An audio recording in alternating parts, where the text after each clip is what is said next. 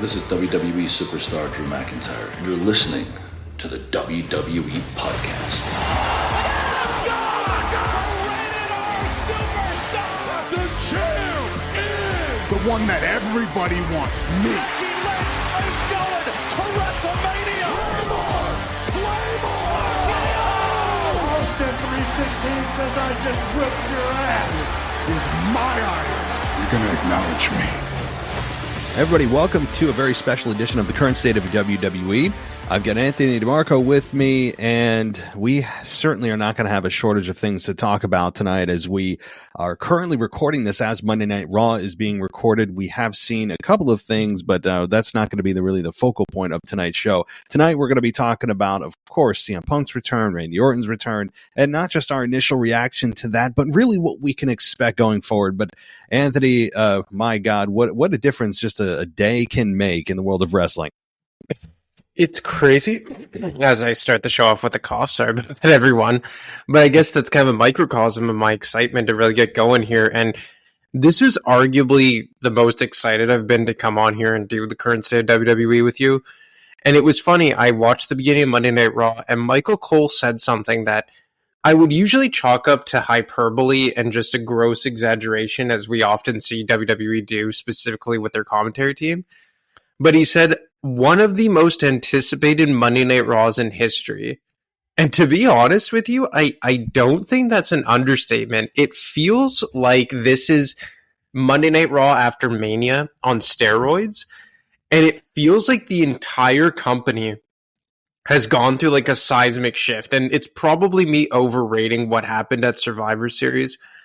But that was one of the best pay-per-views, not only just because of the returns of Punk and Orton, but just like the storytelling I found was, it advanced so much. And to me, it felt like the official beginning of like the Triple H era. And I know we've been in that era for 15, 16 months now, but we had Vince come back in, we had the shift to TKO.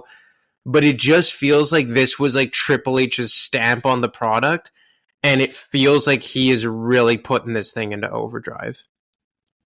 That may be a good way to really frame this whole thing, is that this really did feel like Vince wasn't involved, because I don't know, had Vince still been in charge, if Punk would have come back, if the stories would have played out the same way. It's likely no. The answer is no to that. And I think that we're in a position now that really sets us up perfectly for WrestleMania, because you are looking at the landscape of this roster and you're saying to yourself, my God, there are so many different scenarios and matchups that we either haven't seen or we haven't seen in a while. And you're looking at this and saying, wow, what about a heel turn? Could Randy turn on Cody? Could Cody turn? Unlikely. Could you have Randy Orton, or rather CM Punk, face off against Seth Rollins in that whole debacle that happened on Saturday night? There are so many different scenarios. And then Randy Orton this past Monday night, as I'm recording this, I saw him identify the bloodline in every single member he's coming after. So there's your Randy Orton Roman Reigns match whenever that happens.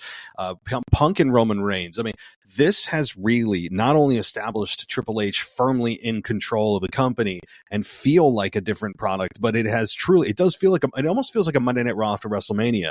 And I saw some of Raw, but not all of it.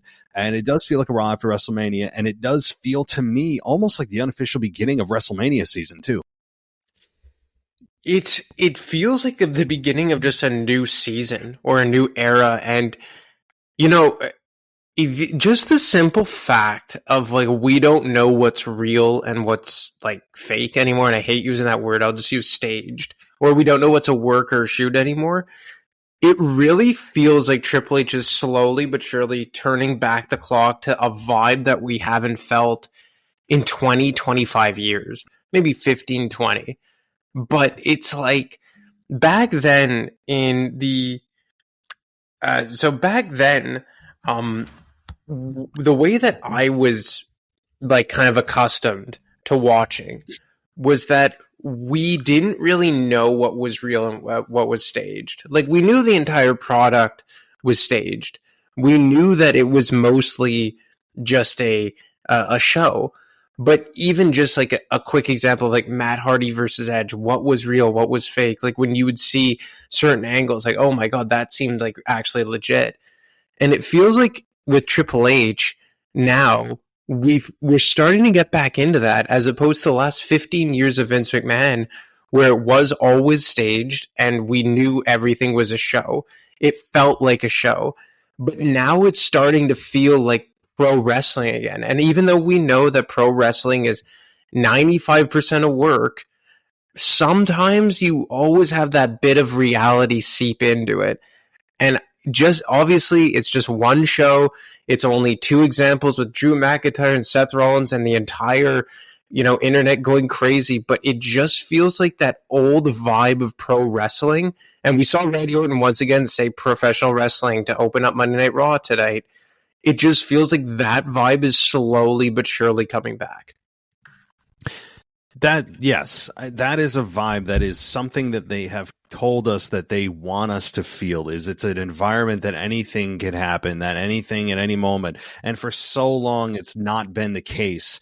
And now, and again, I don't want to take one night and extrapolate it over, a long period of time, but this is a massive moment in WWE. The ratings for Monday Night Raw are going to be probably accustomed or equal to the Monday Night Raw after WrestleMania, I would think, given all of the social media buzz that has been absolutely blowing up all of our feeds with Orton's return, which, as I've said in my Raw or my review for Survivor Series, I kind of feel bad for Orton because he's been lost in the CM Punk and overshadowed by the CM Punk return, and we can get into that in a little bit too. But just as a kind of high level overview and look down on the product right now, it feels like a different product. And I'm sure he'll have missteps along the way as we head into WrestleMania season, questionable decisions. That's to be expected, of course. But this is it feels like a different, fresh product. You're right. This feels like a true season premiere. Like if they were going to actually have a season premiere and make it mean something instead of just some random day at the beginning of September to try to coincide with all the other TV shows, this truly feels like the actual season premiere of WWE. And for the first time in a long time, Raw feels like the premium show after SmackDown dominated for a year or two with the Bloodline storyline. Yeah, I was thinking about that today. Like, SmackDown is in a bad way right now, and I know the vibe that they're trying to go with for SmackDown. The theme seems to be like traditional wrestling. You've seen a lot of like the lucha wrestlers get extended matches, whether that be something Dragon Lee. Obviously, Santos Escobar going to get a push now. You kind of have a bit of like the, I guess, entertainment bit with like Grayson Waller, Austin Theory, and Kevin Owens. The main event scene is still obviously with the Bloodline in LA. But SmackDown for me, and I said this once Logan Paul won the United States Championship, if they were not going to have Logan Paul at least be there on a bi-weekly basis, SmackDown was going to suffer big time because Roman Reigns is missing. And I don't think Logan Paul has been on one single SmackDown since he won the US title. And like, not to go off track here, because obviously we got to dive into Randy Orton and CM Punk and all that stuff. But quickly, they got to do something on SmackDown. And that's why like almost I've been a bit lenient with how much that they've like been loosey-goosey with the brand rules, because it's only been a one-way street. You're not seeing SmackDown guys coming over to Monday Night Raw. It's been exclusively Raw going over to SmackDown just because they don't have the star power. And look, LA Knight, obviously, I was going to say the hottest wrestler, but now maybe that might not be the case anymore. You have the Bloodline that I guess is treading water and still semi-staying relevant. You have the women who I think are doing a good job. A nice story with Damage Control is developing. But in my opinion, specifically because of the lack of championships, SmackDown's in a very tough spot right now. Yeah, SmackDown is. And again, they had their time in the sun, though. And this is the normal way of wrestling. This is the normal way of WWE. You have 2 brands. You're always going to have one brand that every show feels like, oh, well, that was better than Raw. This was better than SmackDown. But for a long time, SmackDown was the trending hot show with Roman Reigns and the Bloodline story, the Civil War. We all know the whole thing that happened, which was brilliant. And now Monday Night Raw has taken over. And I would imagine, while it hasn't been established here, and I guess this is a good segue into the more detailed stories going on with Orton and with Punk, is that both of them negotiate a quote unquote free agent contract where they're not binded to one show, because Randy Orton threatened the Bloodline. Well, the Bloodline's on another show. CM Punk, you'd imagine that he is not going to just stick on Raw, that at some point he's going to be able to go over to SmackDown and make a massive appearance there, maybe confront Roman Reigns, who knows when. But that to me makes the most sense. And I don't know if you feel the same way, that neither of them at this stage in their careers should be binded to a single show, that they should both probably have those free agent contracts like Brock Lesnar does. Yeah, I would imagine so, because on Monday Night Raw, like, sure, like the first few weeks, probably right up until Royal Rumble season, both of them will be at the top or at the forefront, but they're going to get drowned out. And if they're not going to get drowned out, then some other prominent wrestler is going to get drowned out. Like, look how star-studded. Take CM Punk and Randy Orton out of it. Look at the star power that they had in that in the War Games match. Even if you remove Sami Zayn and Jey Uso, who are flirting with being main eventers on a full-time basis, you had, in my opinion, 4 superstars, or 5 superstars rather, that are surefire main eventers and that could fly in a main event on any pay-per-view. Damian Priest, which I'm sure some people will argue, Finn Balor, Drew McIntyre, Seth Rollins, and Cody Rhodes. Those are 5 guys, in my opinion, that have solidified themselves in main eventers every day of the week. And like I said, there's a case to be made that for Sami Zayn and or Jey Uso on any given night. Now you're adding in Randy Orton, a guy who has been on the shelf for 18 months, looks better than ever. Like, he quite literally looks better than he did 25 years or 20 years ago. And CM Punk, who is the most polarizing, and I don't think this could be disputed, the most polarizing character, wrestler, person in professional wrestling right now. And all eyes are going to be on CM Punk. So I don't know how much room there is for all these guys there. And, you know, not counting Sami and Jey, you could account for 7 surefire main eventers on Monday Night Raw right now. And that's not even mentioning any of the guys in the mid-card, like, oh, I don't know, the Intercontinental Champion Gunther, or The Miz, or Chad Gable, any of the tag teams, the women's division. So, I mean, I think that absolutely CM Punk and or Randy Orton should be free agents and should spend the lion's share of their time over on SmackDown, because right now SmackDown is in dire need of star power. And with John Cena gone, with Roman Reigns MIA, with AJ Styles and Sheamus on the shelf, who is a surefire main eventer on SmackDown right now? Rey Mysterio is also on the shelf now. Like, Kevin Owens, I guess he kind of falls into that tweener category. Austin Theory, Grayson Waller aren't there right now. Like, you have basically LA Knight and the collective entity of the Bloodline, because the Bloodline in and of, like, individually was Solo and Jimmy, but they're not individually main eventers. So, I mean, I really do agree that they need to make Randy and CM Punk free agents, just because of how badly SmackDown needs them. Yeah, to me, there's just there's no option here, and I don't know. They weren't told on Raw if they're exclusive to Raw yet, at least to my knowledge. I would imagine that that's where they'll land, and they absolutely should, because it keeps things fresh. It allows you to move stars when you need to, and bump SmackDown when Roman's not there, which is 95% of the time. So that's something I expect to see moving forward. And so, I mean, reversing back here to that moment that everyone's been talking about, to the moment that you've seen on TikTok, on Twitter, or X rather, on Instagram, on Facebook, everybody's been inundated by the reaction videos or your reaction yourself, but I haven't been able to really chat too much in depth with you. When you saw Randy Orton come out, massive pop. The RKO was great. And of course, Cody having to get the victory really was just, I understand why they did it, because Daddy created the match. I don't give a damn. That doesn't mean anything to me. But that said, when you saw the logo, were you fooled into thinking, yeah, Punk's not going to be here? And when he did, what was your reaction? Did you audibly yell or anything? You know what? I was watching it with my buddy, and when they won the match, he tried to like cue CM Punk's music in like at a certain point of Cody Rhodes' theme. Like, it was going to cut off Cody Rhodes' theme while they were all like high-fiving and congratulating each other. And then he was just like, damn it, I thought they were going to get us there. And then when they were panning out on the big like aerial camera and the copyright logo came at the bottom, I literally looked at him and I said, could they really do this pay-per-view without CM Punk? And then when his music hit, I literally screamed, oh my bleep, it's CM Punk, and got out of my seat. And it's crazy because I'm not even a big CM Punk fan. I've ripped CM Punk a lot. And it's not even about CM Punk himself. It's more the fact that, like, they actually did it. Like, what it means. And what it means, and there's a bit of a sadistic part of me that, like, I find it funny for AEW because I despise Tony Khan. And I find that AEW has just become like a land of misfit toys of WWE wrestlers of yesteryear.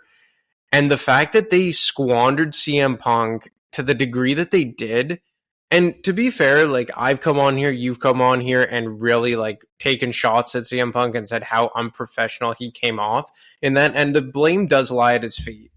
But there is no doubt that what Triple H said in the press conference is that, like, positive or negative, love him or hate him, people are gravitated to him and people talk about him. And I am so excited to see what's going to happen with CM Punk. And look, is it going to be like the best return ever? Is he going to have the greatest like run in wrestling history? Probably not. Maybe in a couple months the shine will wear off. But given everything that CM Punk has said about the company, everything he's done, it just, I don't know if I've ever had a return feel as big. And Bray Wyatt's felt massive 13 months ago. The Rock's felt massive, what was that, 13 years ago now almost? But this one just hit differently, and I can't explain it, especially given the fact that I'm not even a huge CM Punk fan. I will say I was actually laying in bed. I was like, oh, I'll just watch the pay-per-view out through, and I'm sitting there and I'm trying not to make any noise because, half my family's sleeping, and that would have been a whole debacle in my household. It wasn't worth the yelling. So I had to contain myself, and then I came on the show and I had to, give my thoughts immediately because I couldn't hold it in. And I will say that the return did feel different. I credit WWE for waiting until the absolute very last second with the logo. Very nice touch to fool fans, because when you see the logo, everyone knows end of show, good night. And that didn't happen. And I mean, most of us got fooled into thinking he wasn't going to be there, even though they said, well, no one saw this coming. It's like, well, actually, no. I mean, you heard 15,000 people in the Allstate Arena chanting Punk throughout the night. So like that, I know they're trying to push there, but like, let's be real. And so this feels different, I think, too, and I admit, I came on the show and I continue to say he was unprofessional in AEW at times, even if he was at fault or not, he was unprofessional, and you just can't do that. And I stand by everything I said. But with that said, this return is different because of the circumstances that left him to leave in the first place, the things he said about WWE in AEW, how long it's been, all the things he's talked about on Colt Cabana's podcast, that infamous podcast that dropped, 9 years ago now. So everything here just leads to just, oh my God, how is this happening? The picture, I don't know if you saw it, with Triple H and Punk backstage, and Triple H's caption was something about a cold day in hell, because while they're not probably going to send each other Christmas cards, it's really unfathomable to think about where they are now compared to where they were. And I don't blame WWE for bringing him in. It's the smart move. It's the right move. He's a needle mover. He's going to bring in money. He's already got millions of views on social media.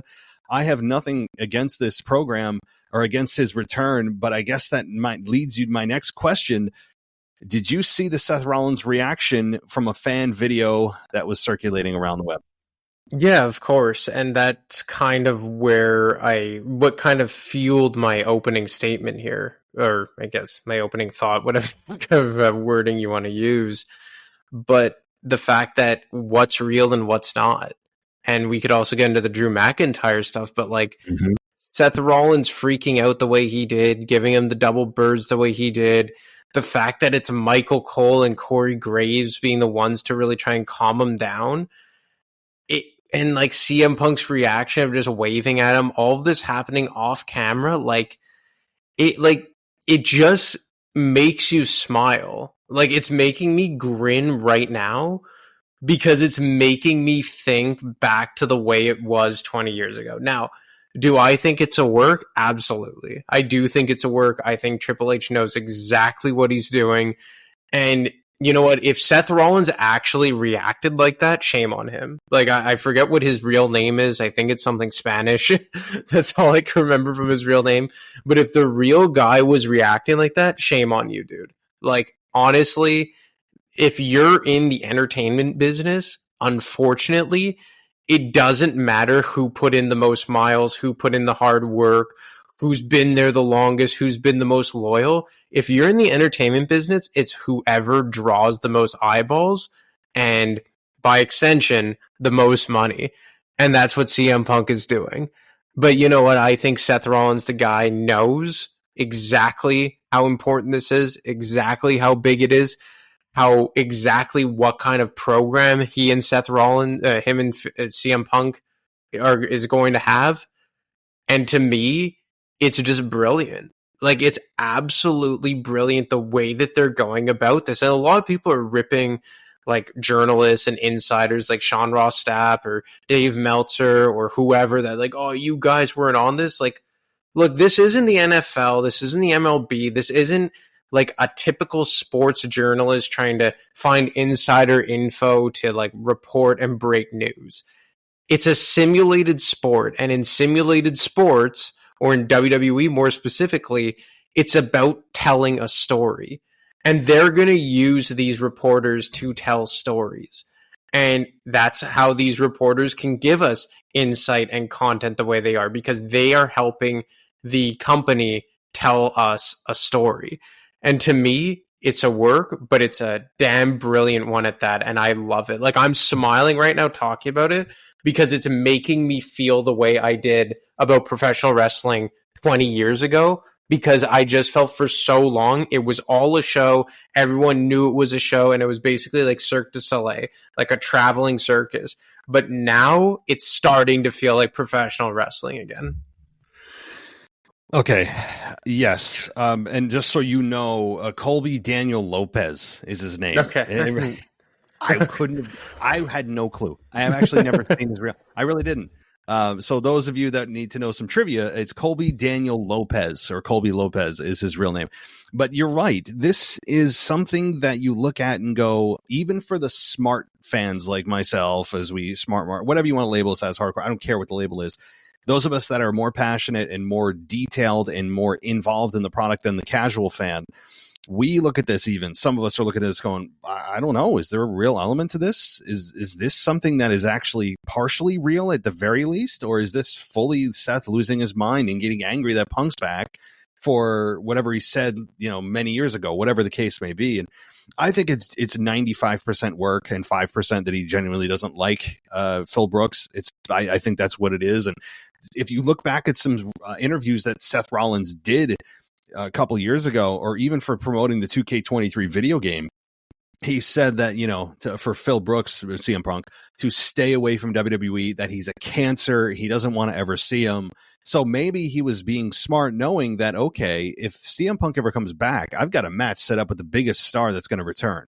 So, I mean, I think he was actually being proactive in his promos or in his interviews that he did a year, 2 years ago, talking about his dislike for Punk, knowing that if he ever comes back, he's got a shoe in for a match with him.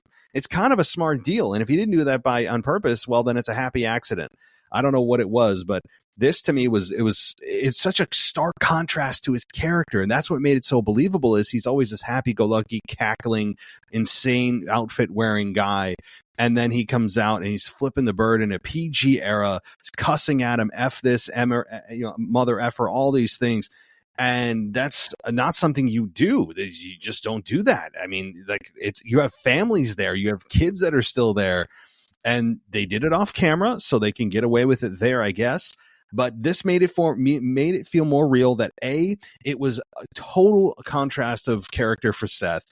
2, it was captured on a fan cell phone video, which makes it feel like you weren't supposed to see it. It's a smart way to get it out there, knowing WWE, everyone in the world has a video camera in their pocket.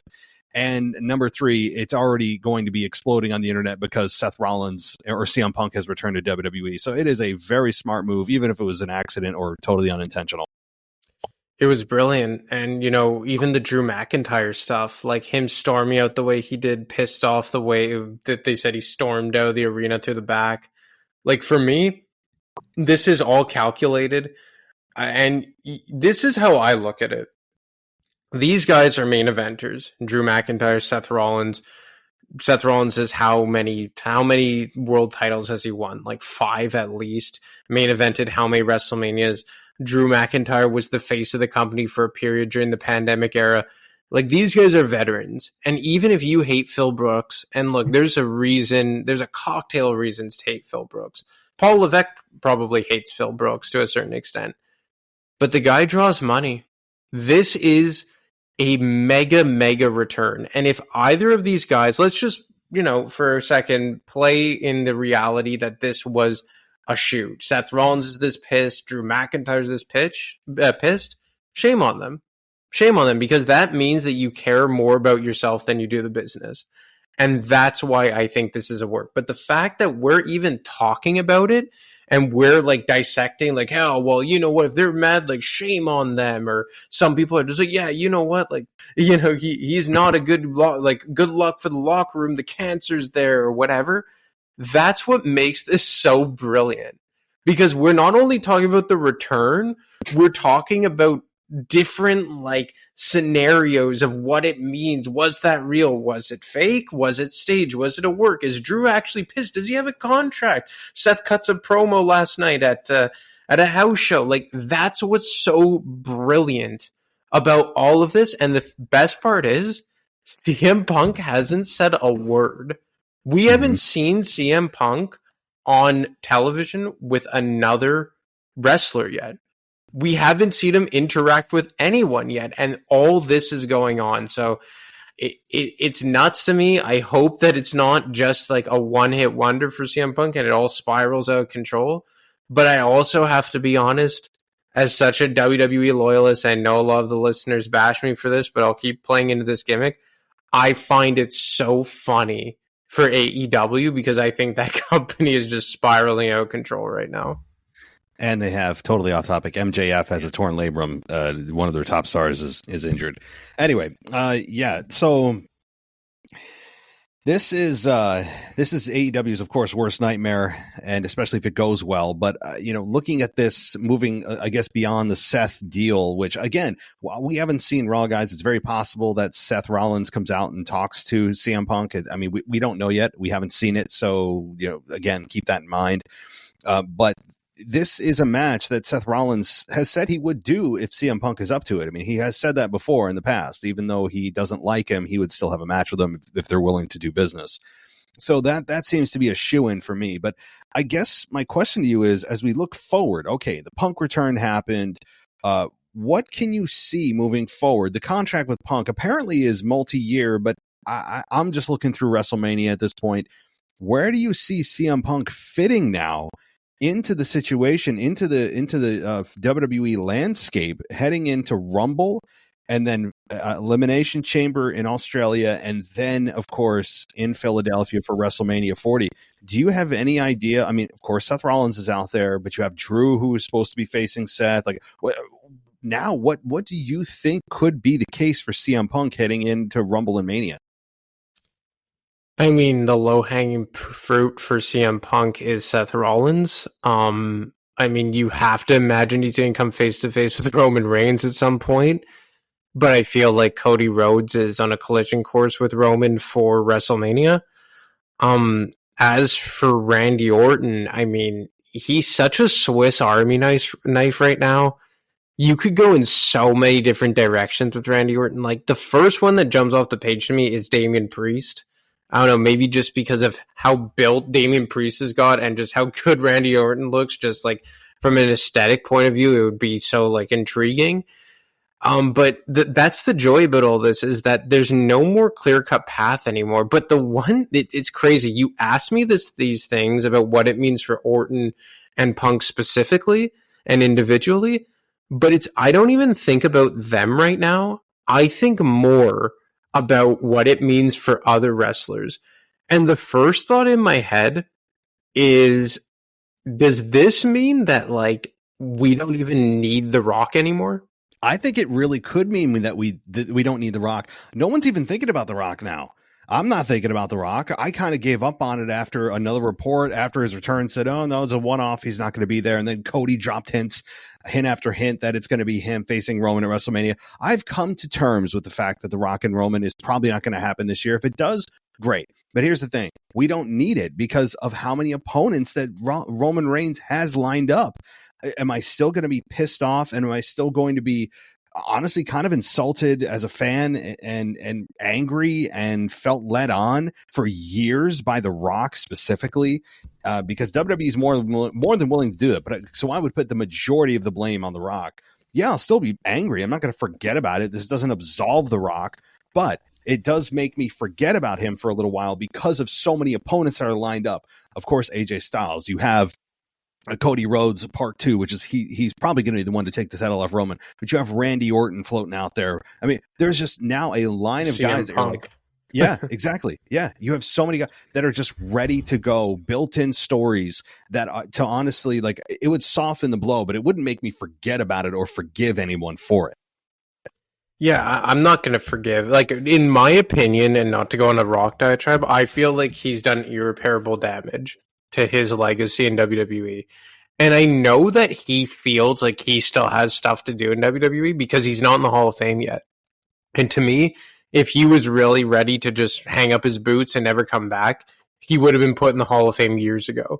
But for me, I think he's stringing them along. But it feels like the way that the WWE landscape is right now, and you have so many stars that we're not even really talking about, like a Kevin Owens, Sami Zayn, Austin Theory, like AJ Styles, Sheamus, like all these guys who, yeah, they're probably better suited for the mid card, but still quality wrestlers. Like even Roman Reigns, at this point with CM Punk back and Randy Orton back and Seth Rollins as important as he's feeling, and even though we don't like him, Cody Rhodes in the position he is, Damian Priest really rising, Drew McIntyre still a very intriguing character. I'm very intrigued to see what happens with Drew McIntyre. LA Knight, who I think still has a lot of popularity. Gunther still on a big rise and a big push as Intercontinental Champion. Slowly, eventually would assume that he's going to scratch the surface on the main event.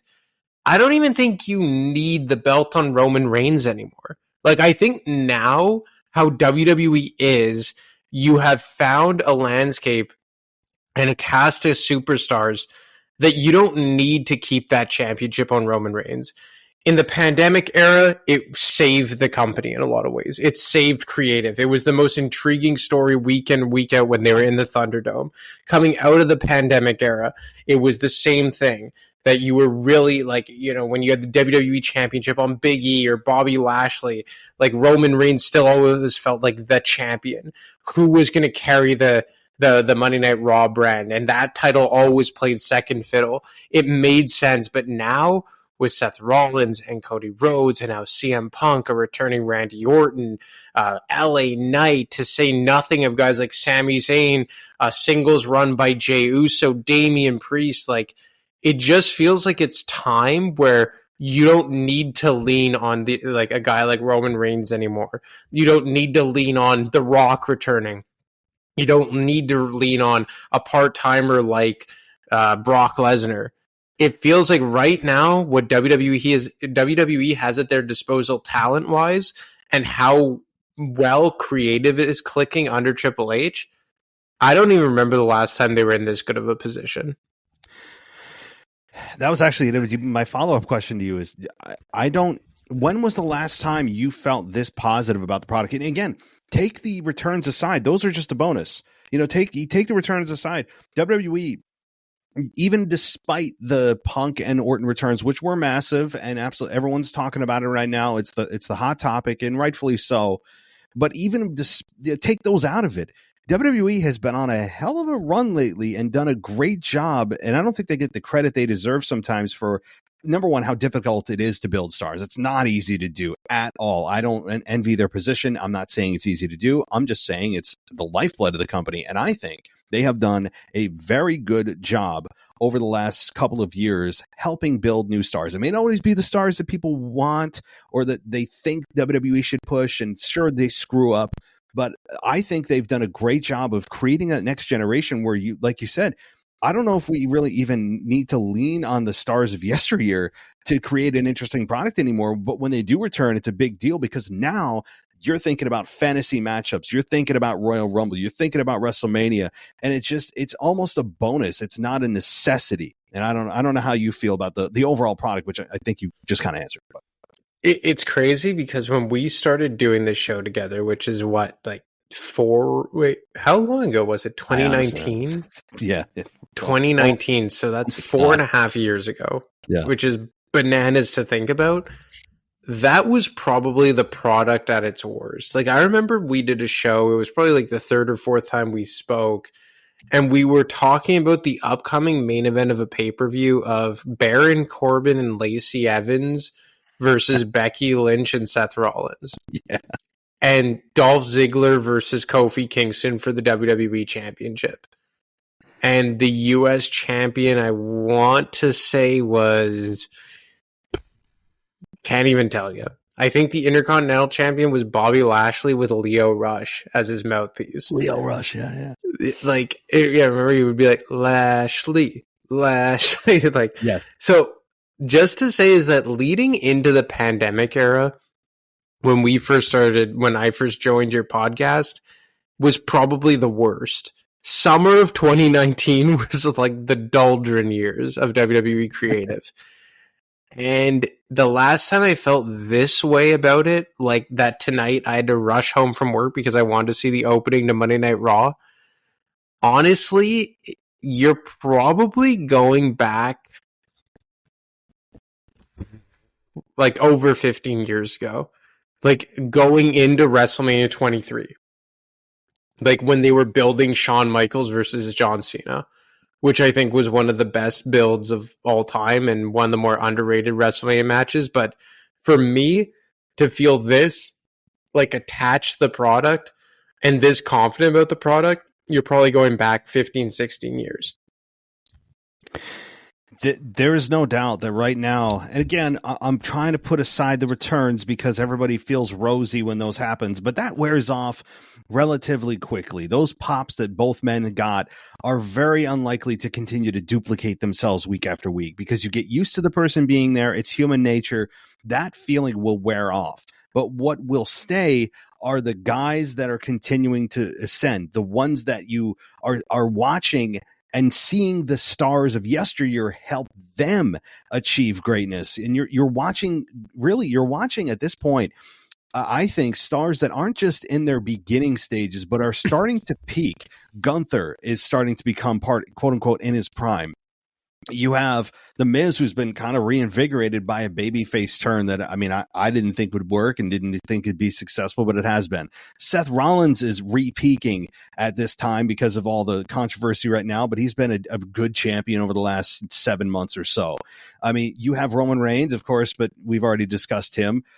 You have LA Knight, who came out of nowhere as an organic kind of fan-driven star that really no one saw coming in terms of being able to main event him on a PLE, and here we are, and he's still talking about targeting Roman Reigns. Like, we have so many guys right now, and the Judgment Day being a successful group. Jey Uso going out on his own and being a major star. Cody Rhodes, for as much as you and I hate his babyface character, is a big star, love him or hate him. And so there's just everything right now. It's not all roses, but I mean, there's some things that are still god awful, but it's more good than bad. And it's sometimes difficult to find things to nitpick because things right now feel so good. But I also want fans to realize, hey, these returns and how feel good that wears off. What doesn't is the story of or the stories WWE produces and the week-to-week quality of the product, the promos, the matches, which continue to be really, really good. So, this is a time when I don't know if fan loyalty or fan satisfaction has been any higher. I'd love to do a poll. If I could poll the millions of fans out there, what how they feel about the product, what it would come back at right now. And that's not to say it's not with its warts, right? Like I saw a bit of them promoting the tag team turmoil match, a backstage, little thing where like Akira Tozawa was doing like some shimmy that's now supposed to be funny. Like there still are the stupidities, and they still are going to make mistakes. I still think the way that they've booked Roman Reigns matches up until 3 weeks ago is really, really like just repetitive and boring and predictable. Like there are things that still need to be improved, but it feels like for the first time in 15 years that the positives vastly outweigh the negatives. And like you said, take away the returns. Like take away CM Punk. Like Randy Orton, like I mean, he's a big return, but we could factor that in. He's been around for a while. He was a big part of the pandemic era, arguably went on his best run during the pandemic era. But like even without that, like Monday Night Raw was becoming maybe not must watch because yeah, sometimes like the formula was very similar, but the storytelling has been really good. Every segment that you put on right now means something. Even if it isn't your flavor, even if you find it dumb, it doesn't hit quite right. Like the Zoe Stark, let's say promo from what was it, 2 weeks ago? That was a really bad promo. It was unfortunate. I really felt bad for Zoe Stark, but still meant something. The Nia Jax return. Not a lot of people like Nia Jax. A lot of people were just like, why is she here? But it meant something. Everything, or like, Pretty Deadly's the what was that promo package they did with their feet, like they were getting pedicures or something. Like maybe it's not your flavor of the week, but it meant something. It was furthering their characters, their storytelling, and that's what I find different now is that under Vince McMahon there were so many angles and segments and matches in a week that you knew had no consequence and in the grand scheme of things meant nothing. Like, have you realized that there are very, very few squash matches anymore? Like with enhancement talents? Yeah, unless they're doing it in dark matches, I haven't seen them on TV. And that's what I really like how they've pushed the Creed brothers, like how fast they like thrusted Austin, not Austin Theory, Grayson Waller into like a very significant role. Like even a guy like Cameron Grimes. Cameron Grimes is someone who I think has lost every single time he's been on TV, but he's literally always had quality matches. Look at Bronson Reed. Like Bronson Reed under Vince McMahon would have gotten the Braun Strowman treatment, where he just squashed enhancement talents for 2 months straight, and then they would have tried to build him up. And Braun Strowman actually had a pretty good run under Vince McMahon, but like Bronson Reed has taken a lot of losses. But every time he comes out there, it's to mean something. And that's what I like about this right now, is that even when I don't like it or it doesn't hit for me or it's not my flavor, at least I could come away saying, you know what, that meant something and it was for a purpose. And you know what I think has been also a staple of the Triple H era, and I don't want to put all of the praise on Triple H and all of the everything Vince did was bad, but it does feel fresh now, and I think the staple of Triple H's run for a little over a year now has been that not only have his pay-per-views come out feeling better than they went in, but it almost like every pay-per-view, every PLE has kind of hit the reset button or it's wiped the slate clean of any bad feelings you had about the company or a lot of them, and you're like, okay, cool, I'm back into this, or I'm back into that, where going in you're like, let's see what happens. And it's just something that I think is a credit to the talent themselves, who are given more time to do what they do best. And that is tell good stories in the ring. Even if they suck on the mic, they can tell you a hell of a story in the ring. And I think that's something that is not often talked about as well. And so honestly, like you said, though, there is still the crap that will always be crap on pro wrestling. Anytime they try to do comedy. Comedy's difficult to do. It is very difficult to do. And especially when you try to have people do it that aren't professionals do it. and it usually does not work out well. I know Akira Tozawa is supposed to be the Santino Marella of our generation, or like I get it, and there's some of it is kind of like it's not super embarrassing to watch, but you're just like, yeah, if I had my friend over, I wouldn't want him watching this stuff. I'd feel embarrassed, but if I'm alone, I'm like, all right, I can deal with this. It's like that kind of stuff is always going to live in wrestling because they feel it's a let me up moment. It's a palate cleanser. It's you got to shake things up from all the serious stuff going on. And I get it. So it's going to forever be the fabric woven into the fabric of WWE. There's nothing we can do about it. But generally, I think the product has felt more wrestling focused. It has felt more story driven. And as you said, it has felt more like everything actually has a purpose instead of just filler. This is one thing that we used to talk about when we first came on. Well, when I first joined your show, like, does Vince McMahon get too much flack? That everything he touches, people said was bad. And I, was happy when he got ousted, but I'm just like, maybe we're making too much of this. How much of a difference is Triple H going to make, or how much of a difference will it make Vince not being there? But now that we saw how it was in late 2022 when he quote unquote retired, where it got to when he, I guess, presumably shoved his way back into creative, and how it's been the last 2 months when the reports came out that Area Manuel removed him from creative. Is it fair to say that wasn't overblown, that Vince McMahon in the last, let's say, 10-ish years, maybe a bit less than that, has been a major problem for creative? No doubt about it. I mean, this is a topic. I mean, we could just veer off in another 45 minutes. But I mean, the short answer, the short version, the Cliff Notes is yes. And it just comes down to, number one, age. As we age, even the great Vince McMahon, your mind will deteriorate. It will go downhill. You're not as sharp. You're repeating yourself. You're not coming up with the ideas that you used to. And also, it's coming from the same mind. So when it's coming from the same mind, or it's being fed to the same mind and then filtered out, it's the same. It's the same source that it's coming from. It's the same guy that it's going through. So you're going to get a lot of the same results and a lot of the same feeling when it's the same guy for 40 years. And especially when you have a mentally deteriorating, geriatric man, it's just the way it's going to be. So I think Triple H, while he is going to falter, and there'll be times where we're sitting here going, what the hell is he thinking? This was awful. And it's going to happen. Of course, he's human. He's a human being. And I understand that. Sure. I think the Vince McMahon era to now, where Triple H being in charge for such a long period of time now, you can kind of look at it and go, oh yeah, these are just the general feeling of the product is more, it feels like a wrestling show.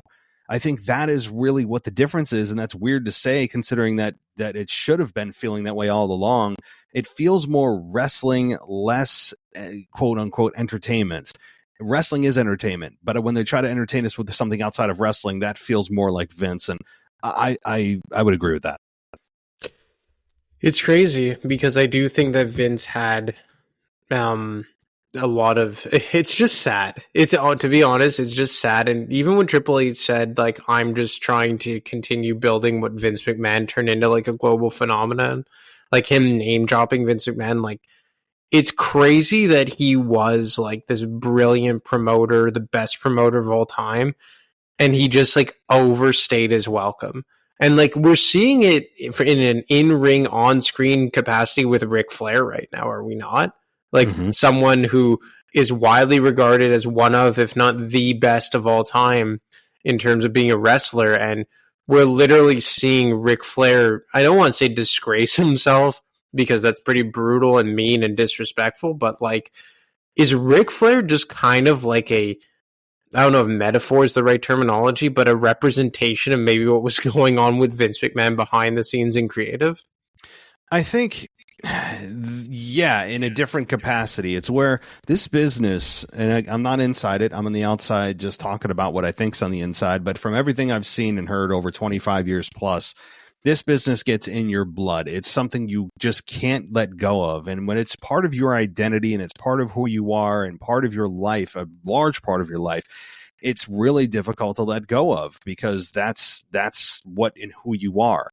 And so for Vince, being on the inside and being the CEO and the chairman and running things for how many years, it's really difficult to detach from that. So he did everything he could to kind of cling on, hang on, and be a part of the baby he helped create. And credit to him. I mean, everything Vince did wasn't always great, but he gave us a platform that will forever be in existence, we hope.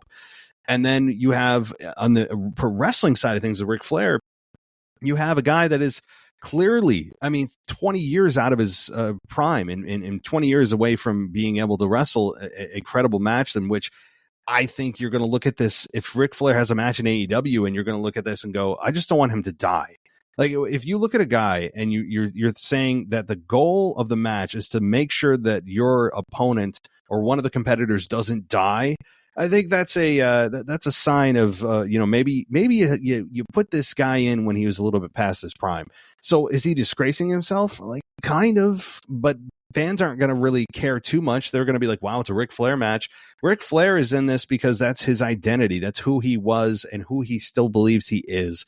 And I understand that feeling, but at this point, yeah, it is kind of embarrassing for him. I don't think he's going to ruin his legacy by any means. That'll forever be etched, but man, yeah, I don't like to see it. I mean, we saw it with The Undertaker and others where it's like, that wasn't so great. You can see the writing on the wall, and the writing is long faded for Ric Flair.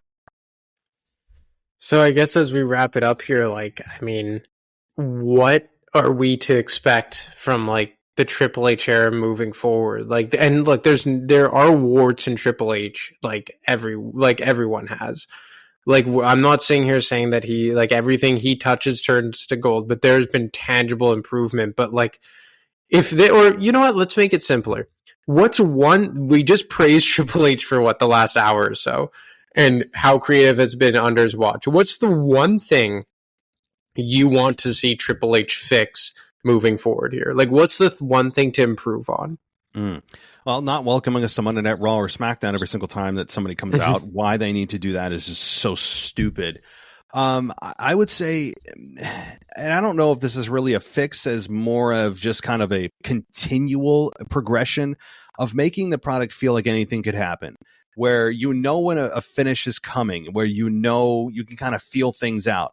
Just continue to do the little things, fix the little things that make the environment feel like it's truly not an anything can happen environment. It feels at times too controlled. It feels at times too much like what's going to happen next. And a lot of the time we're right as fans.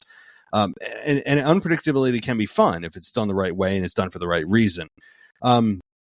So I would say continual evolution of just creating that environment that fans feel it's an exciting environment. You're always on your toes. You feel like, oh wait, I don't want to miss this. Something crazy could happen.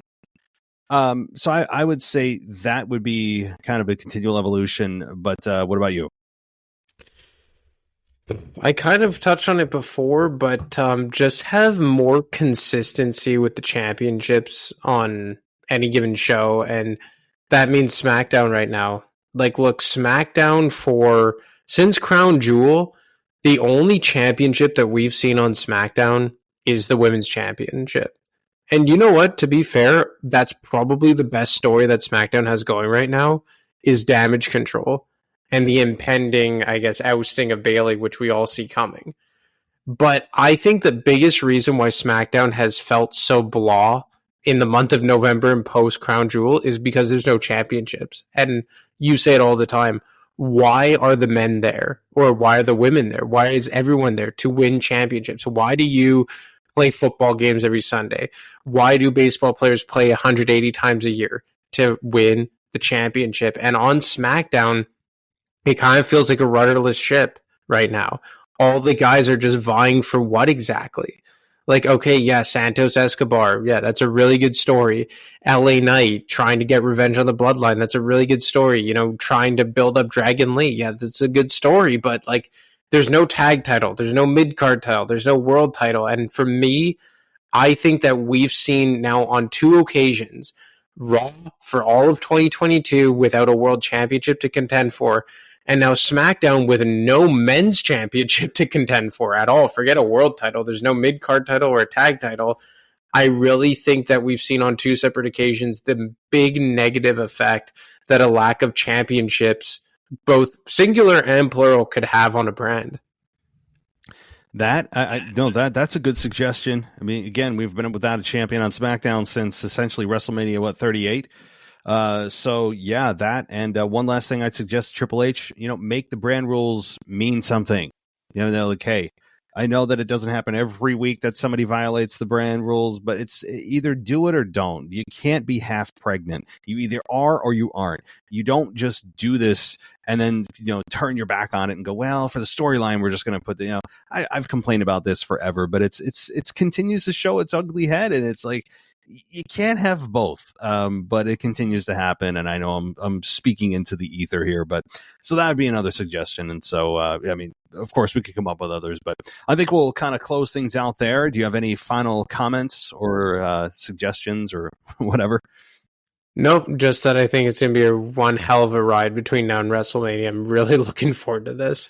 Oh, absolutely. This is going to be a lot of fun, and there'll be some hiccups and things that we just shake our head at, but overall, I think this is going to be one of the best WrestleMania seasons we've seen in maybe over 10, 15 years. Like, since the Ruthless Aggression era, this could be one of those epic WrestleMania seasons, and that doesn't include Stone Cold. It doesn't include The Rock, but it could. I mean, who knows? So, all right. Well, this has been a lot of fun as we get into, really, to me, the unofficial start to WrestleMania season. In my mind, that's where I'm at already. But guys, don't forget, you can check out Anthony DeMarco's non-PG version of this show, After Dark, only on Patreon at the NXT Plus and higher levels. So check us out there. And Anthony, thanks so much, buddy. We'll be chatting in a week. Yeah, man. Looking forward to it. Enjoy Monday Night Raw. You too. Thanks for listening to the WWE Podcast. Don't forget to subscribe on your favorite podcast app so you don't miss a show, or head to WWEpodcast.com. And for all of these shows ad-free, head over to patreon.com/WWE Podcast. Until then, we'll see you next time.